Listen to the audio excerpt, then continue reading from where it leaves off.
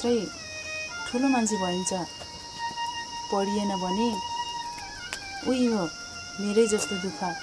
त्यसैले छोरी, हामीले त पढिएन, तिमीले धेरै पढाइ अनि बल्ल यो दुखीको जिन्दगीबाट पार पाउँछ। हस् मम्मी, म मिहिनेत गरेर पढ्छु, तर तपाईँहरूको दुःख सम्झिन्छु अनि पढ्न मनै मरेर आउँछ।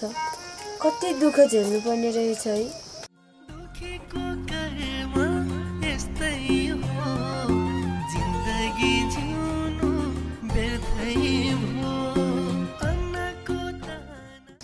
हो छोरी, जिन्दगी लामो छ, धेरै अप्ठ्यारोहरू आउँछन्। हिम्मतले काम गर्नुपर्छ अनि सब ठिक हुन्छ।